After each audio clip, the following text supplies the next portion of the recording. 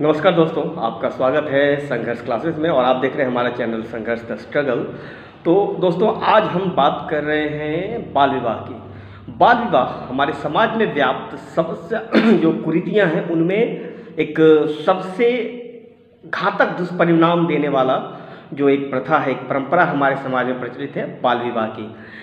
कानूनी तौर पर देखें तो सरकार एक नियम बनाती है विवाह संबंधी, जिसके तहत एक उम्र सीमा तय की गई है। जैसे आज के समय में जो एक पुरुष और महिला की विवाह की जो न्यूनतम उम्र है वो है 21 वर्ष। 21 वर्ष से कम आयु की किसी भी व्यक्ति की शादी उसे बाल विवाह माना जाएगा।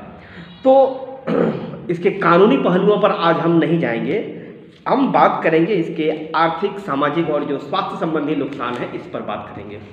दोस्तों, बाल विवाह क्यों रोका जाता है? एक्चुअली देखा ये गया है कि समाज में 13-14 साल के लड़के लड़कियों की शादी करा दी जा रही है। अब 13-14 साल की उम्र के बच्चों को यदि हम बोलें तो शादी विवाह के बारे में उनकी समझ क्या होगी? वो शायद अधिक से अधिक, ज़्यादा से ज़्यादा अब शारीरिक संबंधों के प्रति रोमांचित होंगे या फिर उनके बारे में उन्हें बहुत ज़्यादा जानकारी नहीं होगी। तो इसके नुकसान क्या है? यदि हम नुकसान की इसकी बात करें तो आखिर इसको क्यों रोका जाता है, क्यों इसके लिए मना किया जाता है? इससे जो नुकसान है वो एक तो है शारीरिक या स्वास्थ्य संबंधी नुकसान, दूसरा है सामाजिक दुष्परिणाम और तीसरा आर्थिक नुकसान। यदि हम शारीरिक नुकसान की बात करें तो आप देखेंगे कि कम उम्र की जो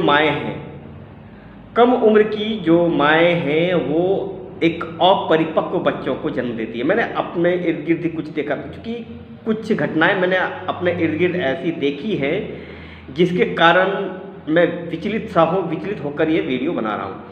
कि मैंने देखा है कि एक लड़की की शादी शायद 15-16 साल में करा दी गई। 17 या 18 साल की उम्र में उसने एक बच्चे को जन्म दिया, जो कि प्री मैच्योर डिलीवरी थी, शायद 2 या 3 महीने पहले ही वो हो गया। वो एक तरह का मिसकैरेज था, बट उसको रखा गया हॉस्पिटल में, आईसीयू में, जो भी उसका बच्चों को रखने का, 2 महीने तक रहा, पैसे भी खर्च हुए, स्वास्थ्य का भी नुकसान हुआ और अंततः वो उस बच्चे को बचाया नहीं जा सका।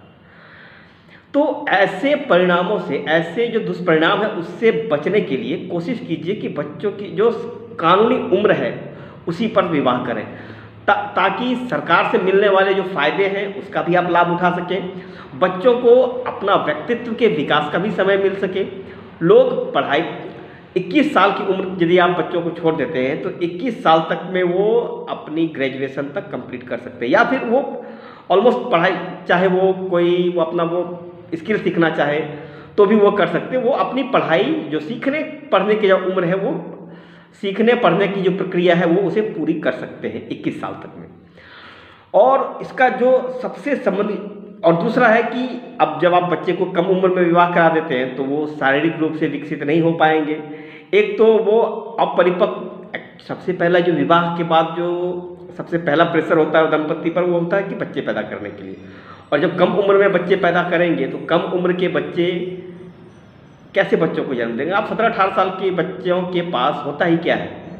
न ज्ञान, न धन, तो वो अपने बच्चों को कैसी परवरिश दे पाएंगे? और ऐसे में जब एक कमज़ोर परवरिश, एक बेहतर परवरिश की उम्मीद होगी बच्चे को, यदि बेहतर परवरिश ना मिल पाए तो वह ऐसे में आप किस तरह के व्यक्तित्व की उम्मीद कर सकते हैं? वो कैसे बच्चे, वो जो बच्चे होंगे, बच्चों के जो बच्चे होंगे वो आगे चलकर कैसे बनेंगे?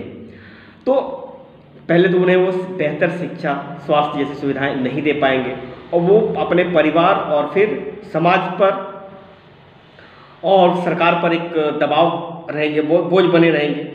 और अंत में देखेंगे आर्थिक नुकसान। आर्थिक नुकसान वो थोड़ा सा नहीं होगा, एक बहुत बड़ा होगा।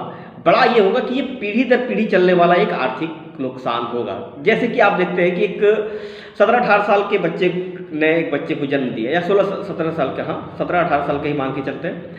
तो ऐसे में उस बच्चे को, वो अपने बच्चों को क्या दे पाएगा? वो कैसी शिक्षा दे पाएगा?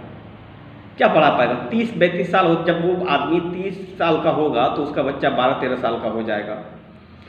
35 से 40 का होगा तो वो फिर वो उसी उम्र में पहुंच जाएगा जहां उसकी शादी हुई थी या उससे पहले।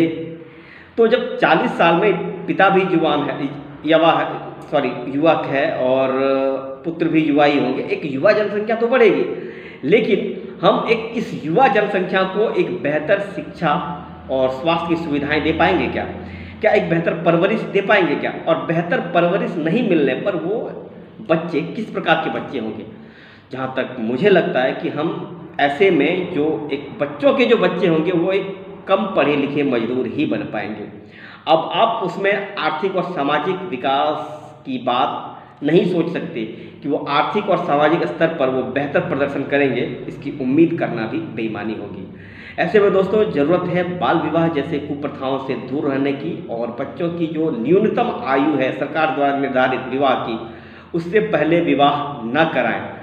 और उस उम्र में शादी विवाह कराने पर सरकार द्वारा बहुत तरह के लाभ भी दिए जाते हैं, और कोशिश कीजिए कि उनका लाभ उठाइए। अपने बच्चों को बेहतर भविष्य के लिए न्यूनतम उम्र के पहले विवाह न कराएं और बाल विवाह के अपराध से बचें, क्योंकि बाल विवाह एक कानूनन अपराध है जिसके लिए सजा का भी प्रावधान है।